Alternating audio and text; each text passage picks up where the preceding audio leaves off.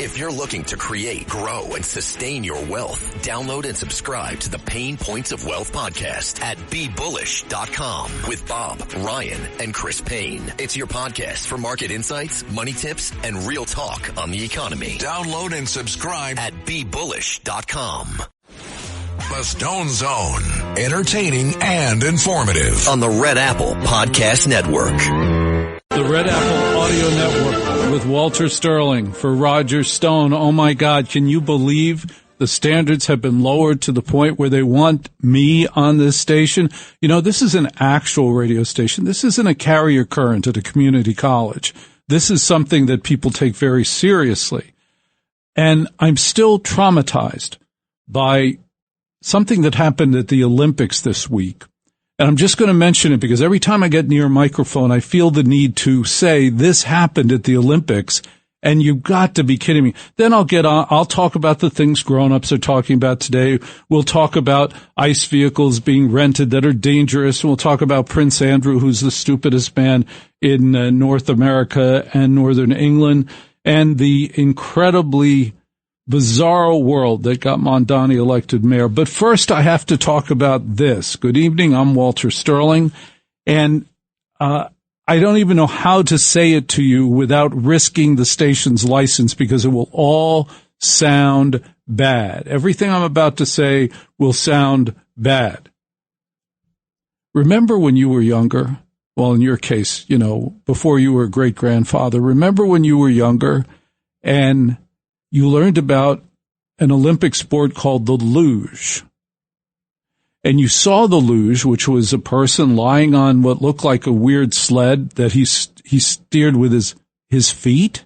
He steered it with his feet, and he went down an ice slide. It was pure ice. It's pure ice, and they go like 200 miles an hour to not die. And then they get a gold medal. That's the luge. Now, from my humble perspective, that's enough. There doesn't need to be anything added to the luge, but I'm going to tell you what they did. And if you didn't see it, ask somebody who did, ask around to make sure that Walter Sterling is not lying, because what I'm about to tell you sounds like a lie. Now, an Olympic sport is the double luge. The double luge is when an athlete, a man, lies on the luge. He's referred to as the bottom. And then another man lies on top of him. He's lighter. So the heavier person is on the bottom. He is called the power luger. He's on the bottom. And the person on the top is lighter weight. Here are two men in the peak condition, putting on cute, skimpy, tight uniforms, lying on top of each other, facing death. Congratulations, that's an Olympic sport. What do you mean that's an Olympic sport? That sounds like a whole bunch of other things that you can imagine and that I know your imagination goes to. The double luge. And the worst part is, yes, the United States of America did win the gold in the double luge. But this leads to the question, where's ultimate frisbee? Why the hell isn't ultimate frisbee an Olympic sport? Why isn't pickleball an Olympic sport? We have the double luge, and did they stop with the twirling? Remember women used to get in the pool and they had twirling things? Yeah, they were twirling. I'm not talking about the synchronous swimming, which is actually a sport, but it's, imagine they gave an Olympics and nobody cared. Have you cared about anything that's happened at the Olympics? No. And by the way, Marketing 101, I'll tell you, I'll mansplain exactly why nobody cares. There was a time when people cared a lot, and it's because there was a man named Roone Arledge who invented modern sports broadcasting. And about a year and a half before the Olympics started, what Roone did is he started to pull one member of each team for each sport, just one. And we found out everything about that person. We had the full bio, their life, their dreams, their hopes, long interviews, short interviews. We knew one person on each team, and therefore our hearts cared. We emotionally were bonding with people who were on the team. There's none of that. All they do is announce. They announce when the swimming is, the diving is. They just announce the events like NBAs. It's as though they turned over the Olympic coverage to people from Wharton. Let's figure out how we can make this as dull as we possibly can, and that's what they've done. And then I promise you that NBC Universal will lose money on the Olympics. Guaranteed. That's a 2-week event involving 9,000 cameras, grossly overstaffed camera crew. It's crazy talk. Well, it's a live radio show, and I want to talk to you. I've got a phone number. It's 800-848-9222, 800-848-9222. This is Roger Stone's show. He'll be coming back in a fever pitch after he hears this. Now I'm going to have this sacred water. Hold on. In other news, the big news is that the ex-prince of the United Kingdom, ex-prince Andrew, was arrested after more of the Epstein file revelations have come out. More of the Epstein file revelations have come out.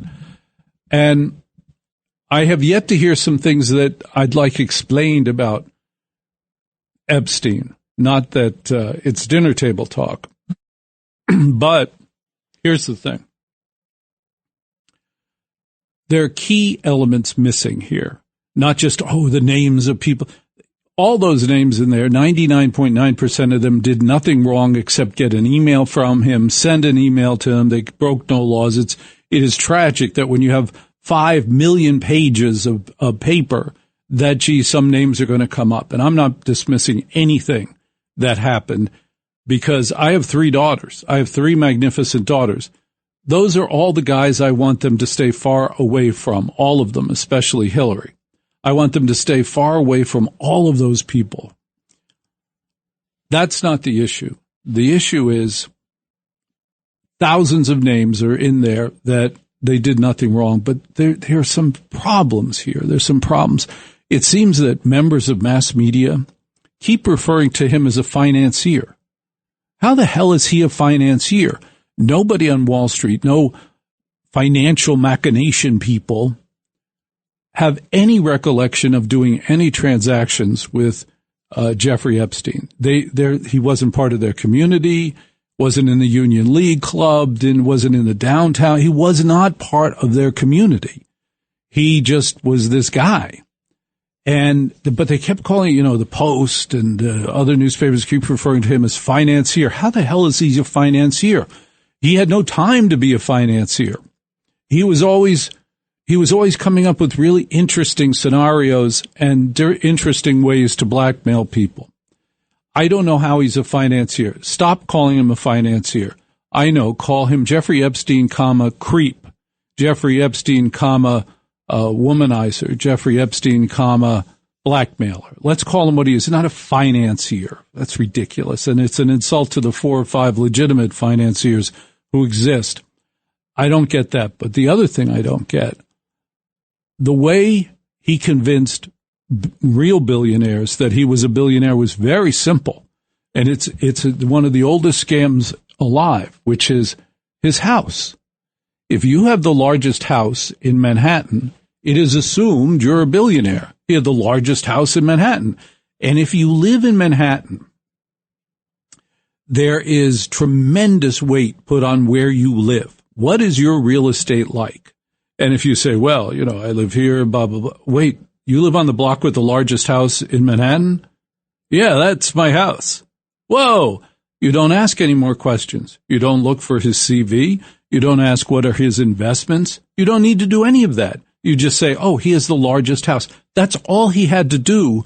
How did he get all those people to come in and visit him? All he had to do was point out, that's my house. And in Manhattan culture, among the people who are focused on money, the largest house wins. He had access to everything just because of the house. Well, how the hell did he get the house? Larry Wexler, founder of the Limited Company, which actually was founded by his mother. There's a proud mom. Tons of money, apparently gave him the house, and his name is on the deed of the house. Jeffrey Epstein's name is on the deed of the house. That's how he got the house. Okay, that's nice. What did Larry Wexler get from Jeffrey Epstein? What exactly did he get from Jeffrey Epstein? Now, there are many, many articles in Ohio where Larry Wexler, founder of The Limited, where he lives, many articles saying, well, it seems that Larry used to go to bars in the Columbus area that were known to be popular among the gay population of Columbus. Oh, Larry had a side hustle. Maybe he liked guys, even though he's married and has 2 or 3 daughters. So the speculation among the sleazoids, because all of this is sleazy, this is all like the Inquirer, right, is that Larry and Jeffrey Epstein had an affair. And Jeffrey said, it'd be terrible if other people found out about this. You're chairman of The Limited, The Gap, Banana Republic, Justice. There's one for you. Justice. I'm tempted to tell people about this unless you give me X. And Larry, having so much money and having such a big company, he couldn't afford to have some creep turn him in as being gay. And that's how he got the house. I'm like, whoa. 800-848-9222. Walter Sterling for Roger Stone at 800-848-9222. You and I can talk about these very vital stories. 800-848-9222. When discussing the Epstein affair, first of all, I'm always puzzled by how these people have so much time. Like, Jeffrey, I'm busy. To do all the things that Jeffrey Epstein allegedly did, it had to be a 24-hour day job nonstop. I mean, what he did was, you go through those pages, like, if you did a profile of my life or yours, could you come up with 4 million pages of things that happened in the past 20 years? No. Here's what it would say. You ready? Car needs oil. Got to get oil. The engine light's on again. Got to get oil. It's really dirty. Got to get the car washed. Oh, the neighbor's making a lot of noise. Oh, darn it. Tomorrow's trash day. I have to get all the trash out. What? What do you mean there's water in the basement? And why do I have to talk to your teacher? All right, those would be the Sterling files. Those would be the Sterling files. I don't know how this man came up with all of this time. That's number one. This incredible amount of activity in a couple of years. But the last thing is this. You're a parent and you have kids, which means you're a parent. And I have 3 daughters. You know who's responsible for the safety of those 3 daughters? Me. I'm responsible for those kids. I know at any given time where they are. I know what they're doing, and I know when they're coming home and how they're coming home. Why? That's my job. That's not even being a good parent. That is the bare minimum. The safety of my children, that's the bare minimum. That's what we do as parents. Where were their parents? All of these teenage girls, they had parents. And then, then I'll hear, they were terrible parents, they were drunks, they were horrible, blah, blah, blah. Yeah, but it's still their responsibility until they're over 18. And these poor girls could have gotten mixed up with these horrible people. But the first line of defense is mom and dad. And I believe that first, mom and dad, all of their mom and dads need to be arrested and preferably executed for letting this happen. These girls were away for weeks and months. These girls were taken to the scary island. I mean, 16-year-old, what do you mean you've been taken to an island? How the hell do you get to an island? 800-848-9222, 800-848-9222. I'm Walter Sterling for Roger Stone, and this is the Red Apple Audio Network. The Stone Zone, entertaining and informative. On the Red Apple Podcast Network. Roger Stone is an interesting man in that his hair never moves. Have you noticed that? He's got that beautiful head of gray, salt and pepper hair, but it never moves. All my life, me, Walter Sterling, who has the privilege of guesting for Roger Stone tonight, and it is a privilege because He's a great man, and this is a great radio company, the Red Apple Audio Network. But all my life, I've wanted that hair that doesn't move. I've never achieved it. Even if I spray it, like today I've sprayed it and it looks almost okay, but yet it's not commanding like Roger Stone's hair. And I think that's pretty much all I know that is significant in terms of him being unique. But then he starts talking, and when he talks, I'm like, this is a brilliant guy. And then again, I'm faced with, I'm never going to be that brilliant. It's hard to understand. I am endlessly shocked by the mayor of New York City, this Mondani clown. I'm endlessly shocked that he's doing everything wrong, including lying about everything he promised he was going to do.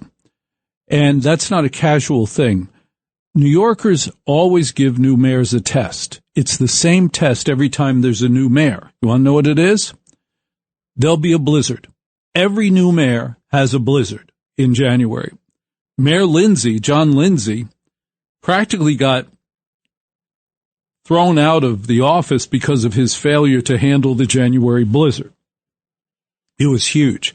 And then Michael Bloomberg, an otherwise excellent mayor, he was in Bermuda during the blizzard that attacked his city, and he was out of town in Bermuda. Now, having been to Bermuda, and I urge you to go to Bermuda, I understand why he was in Bermuda in January. It makes perfect sense. And he probably thought, well, I have a phone, and I'm only 90 minutes away by private plane. I can get there if something happens. But he couldn't, because you see, the airports were closed because it was that big a blizzard.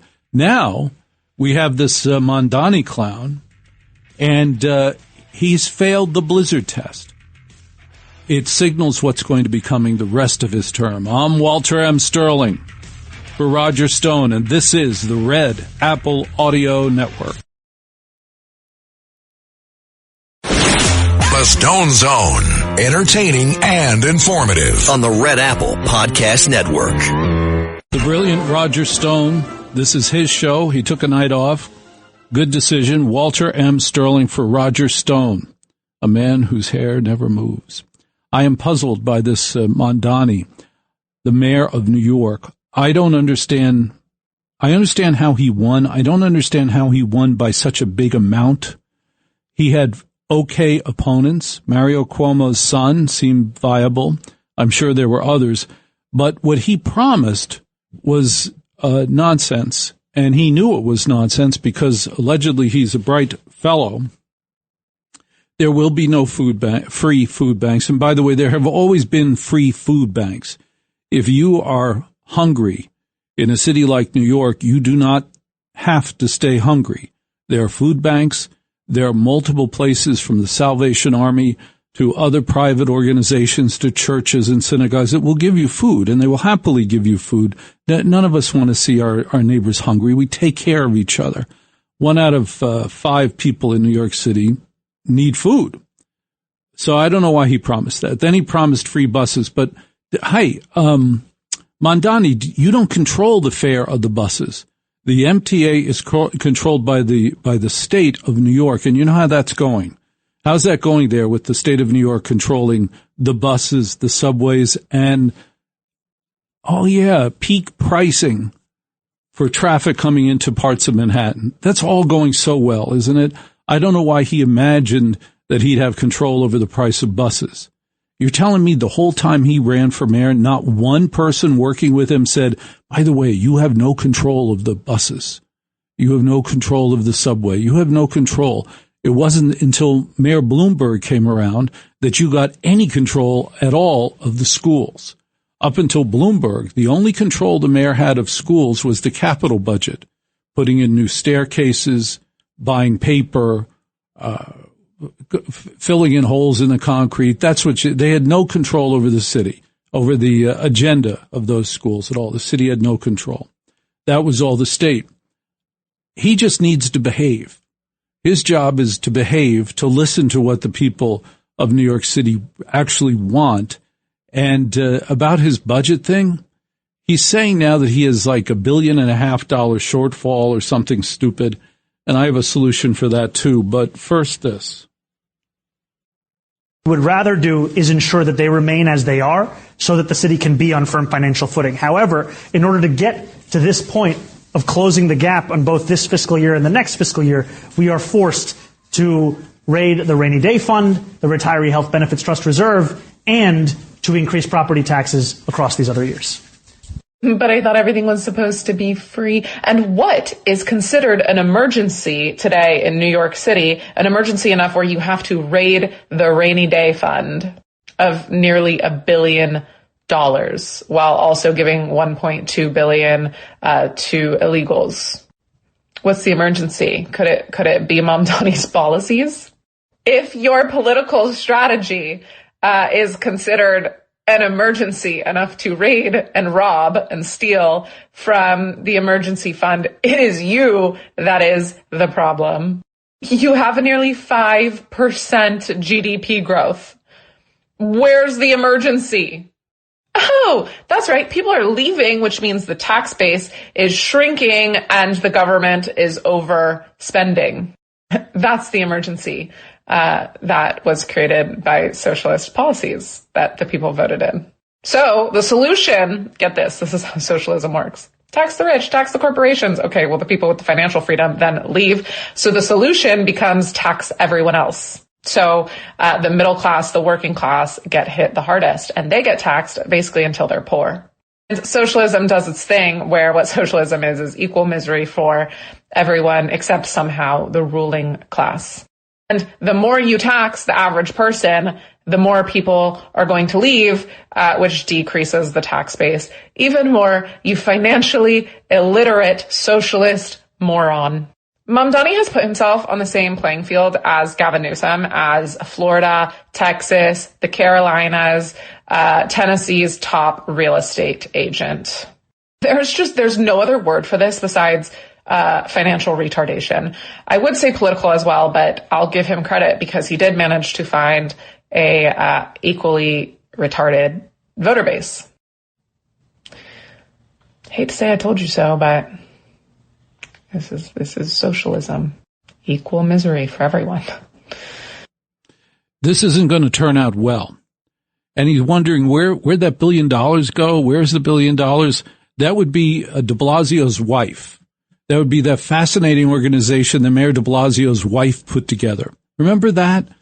I don't remember what it was called, but she somehow or another got funded with over $1 billion to do something. Was there an audit? No audit. Has there been any accountability of that? No audit. And then to put it in perspective, when you think of a New York City business, you can think of JP Morgan Chase quickly. JP Morgan Chase quickly comes to mind, right? Just finished a giant new tower on Park Avenue. Jimmy Dimon, the chairman of the board, is running around saying, you must come back to work. You must come back to work. I spent $1 billion building this tower for you, and now you're sitting at home in Jersey. That was not the plan. Here's the statistic that's amazing. As of now, JP Morgan Chase has had enough with New York City, even though they spent money on a giant building, which must have a spectacular executive dining room in it. Can you imagine the executive dining room? It's probably attached to Jimmy Dimon's suite of offices on the top floor. Can you imagine that? Okay, you and I are never going to be invited there. Why? Because our relationship with JP Morgan Chase is $33 every time we bounce a check. That's our relationship with JP Morgan Chase. You bounce a check, you charge $33. So yes, we contribute to their success, but Jimmy is not calling us. Well, more JP Morgan employees live and work in Florida than in New York City. There are more JP Morgan employees in Florida than in New York City. And it's real simple. If you keep telling a kid at school that you're a jerk, we hate you, you're going to stop talking to that group of kids. You're not going to like that group of kids. Well, that's what this Mamdani clown is doing. He's saying, I don't like you because you're successful. I don't like you because you have a lot of money. I don't like you because your business is thriving. I'm going to punish you. How is this management 101? Oh, that's right. He never managed anybody. He's never been a boss. He's been the least useful part of our government, a state, not federal, a state legislator. That's what this Mondavi clown did. And apparently had the worst voting record, didn't vote on anything, the worst attendance record, didn't show up. And wow, now he's mayor of the city of New York. And it's gone downhill. We went from de Blasio to the guy after de Blasio to this guy. How is this good? When was in my lifetime, when was the last good mayor? Right. Bloomberg. Right. Giuliani. Right. That's it. After that, it was all downhill. I was here on 9/11. I was in New York City on September 11th, and I saw a great man. I saw Mayor Giuliani. I saw greatness.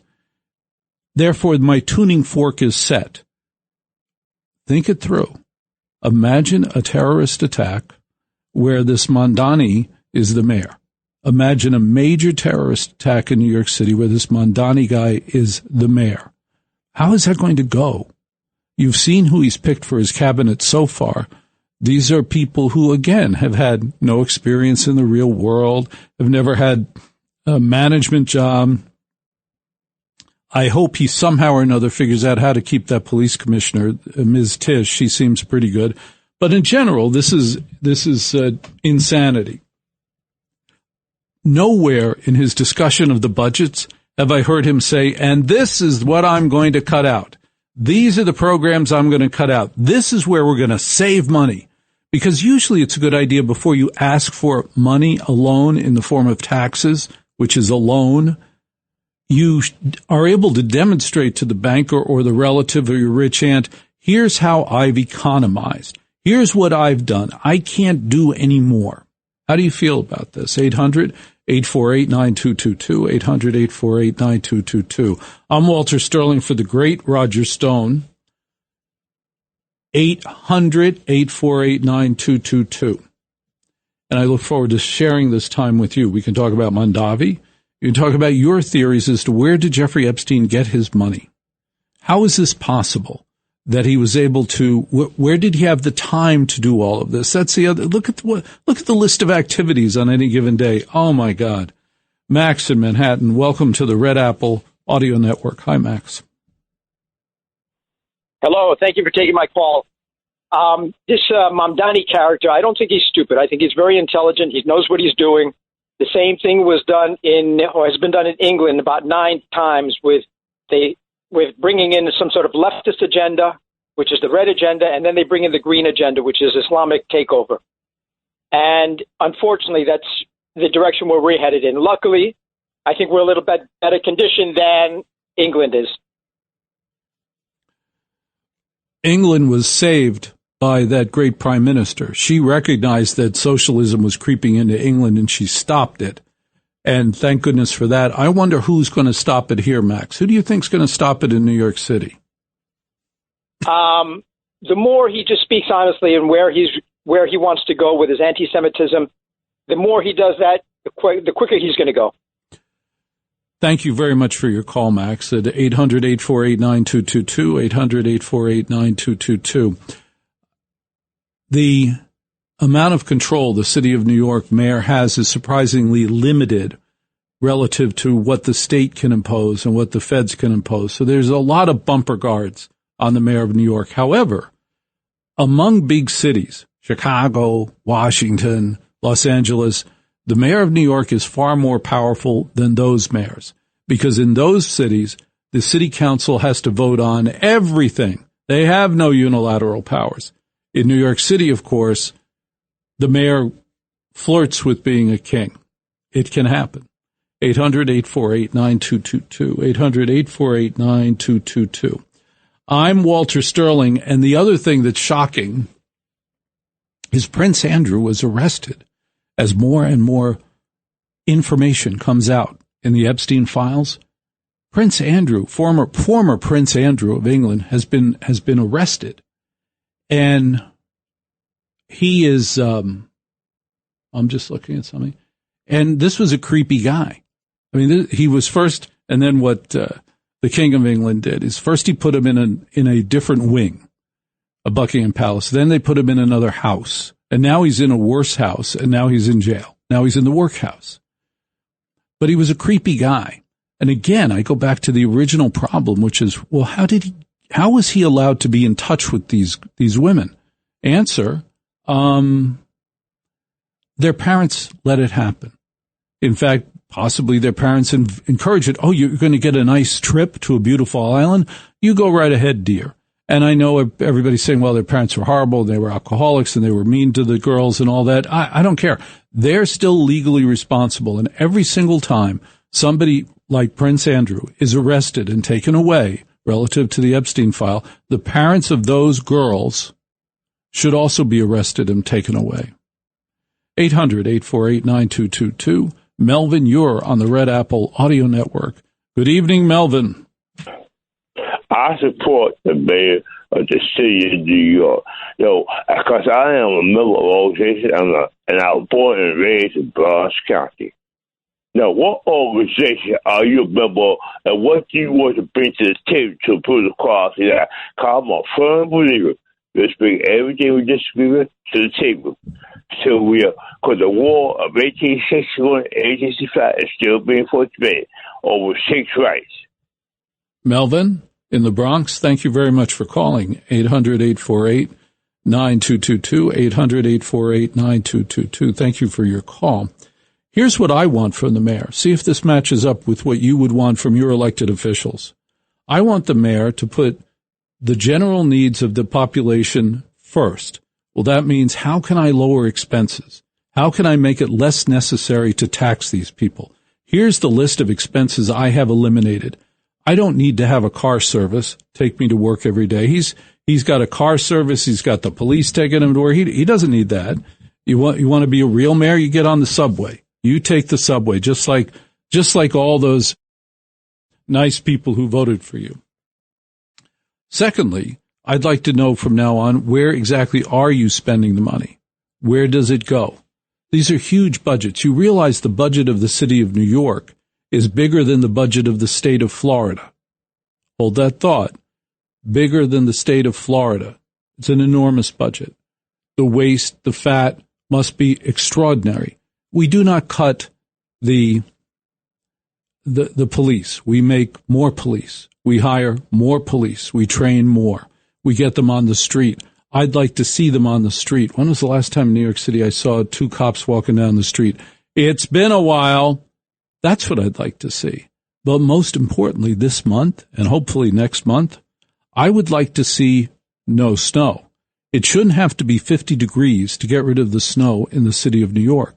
There are plenty of snow plows. There are plenty of salters. It is possible to get rid of the snow with the incredible numbers of pieces of equipment of the city of New York.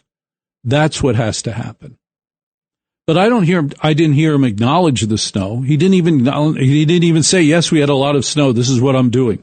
That was the first thing he needed to do, this Mondavi clown. He needed to say, yes, we had a lot of snow, and this is what I'm doing. And I promise you, even in the far reaches of Queens, there will be no snow 24 hours after it falls. 800-848-9222. Walter Sterling for Roger Stone with Bill in Pennsylvania. Hello, Bill. Hey, Walter. Thank you for taking my call. Yeah. I've a long ride home from Queens out back to Pennsylvania. So, where do you live in Pennsylvania? Yeah, where do you live in Pennsylvania? Bethlehem, in the Lehigh Valley. So, it's a long drive. It's a very long drive. Yeah, I only have about an hour and 20 minutes left. Well, and I'm battling a little head cold, and I just want to get home and snuggle with my wife and kids. And I got a 1-year-old, a 4-year-old, and a 22-year-old. Imagine that. So, is it the same? Is it the same wife? Yes, and I don't want to snuggle with my 22-year-old. I just want to make that correction. But I just want to get my little 1-year-old daughter and get in bed and get ready for work tomorrow. Well, I have a 22-year-old daughter, and I have a 13-year-old daughter. You beat me. But I have a 20. And the worst question I get asked about the 13-year-old is, was she a surprise baby? Was that a surprise baby? I'm like, no, we planned for it for years. It wasn't up to us. Something much bigger than us decided when it was time for us to get the baby. the new baby, and it was exactly the right moment. Was that your experience, Bill? Absolutely, and I tell people it wasn't a surprise. No, it was a blessing. It just happened at the right time, and I'm so thankful for what we have, and it's just what keeps us going every day, and glad to hear the way you put that. I appreciate the call, and I thank you very much for calling the Red Apple Audio Network at 800-848-9222. Walter M. Sterling for Roger Stone. The Stone Zone, entertaining and informative on the Red Apple Podcast Network. What have we learned tonight? Exactly what have we learned with Walter Sterling for Roger Stone? First of all, Roger, thank you very much for the privilege of letting me share some time with your listener. Great, fabulous people, easily the best listeners in American radio. Roger, thank you. To the Katsamatidis, a fantastic radio station which has free food. That's how you know that it's a fantastic radio station. Free food is available all the time. And what else have we learned? We've learned that it makes no sense that Jeffrey Epstein is called a financier. He's not a financier. He never did any financial transactions. It was just like really creepy crap. Walter M. Sterling. This is the Red Apple Audio Network. Thanks for listening to The Stone Zone with Roger Stone. You can hear The Stone Zone with Roger Stone weeknights at 8 on 77 WABC. If you like the podcast, share it with your friends and listen anytime at WABCRadio.com and download the WABC Radio app. Hit that subscribe button on all major podcast platforms. Plus, follow WABC on social on Instagram, TikTok, Facebook, and X. See you next time for a new episode, so you never have to wonder. What the heck is going on here? Rural Americans deserve access to the best our nation has to offer, especially when it comes to health care. Across every state and every community, America's rural hospitals are the first line of defense, protecting our families, neighbors, and loved ones. No matter where you live, hospital care doesn't clock out. They're there 24 hours a day, 7 days a week, 365 days a year. Each year, America's over 5,000 hospitals care for millions of patients, providing 24/7 emergency care, delivering babies, cancer treatments, and other life-saving care that patients rely on. Behind every one of those patients are doctors, nurses, and caregivers working tirelessly to keep people healthy and safe. Hospitals are our community's lifelines. They employ our neighbors and keep our families' health. But now, some in Congress are threatening access to care. Tell Congress, protect patient care to keep America strong. Don't cut rural health care. LifeLock, how can I help? The IRS said I filed my return, but I haven't. 1 in 4 tax-paying Americans has paid the price of identity fraud. What do I do? My refund, though. I'm freaking out. Don't worry, I can fix this. LifeLock fixes identity theft guaranteed and gets your money back with up to $3 million in coverage. I'm so relieved. No problem. I'll be with you every step of the way. 1 in 4 was a fraud-paying American. Not anymore. Save up to 40% your first year. Visit LifeLock.com/podcast. Terms apply.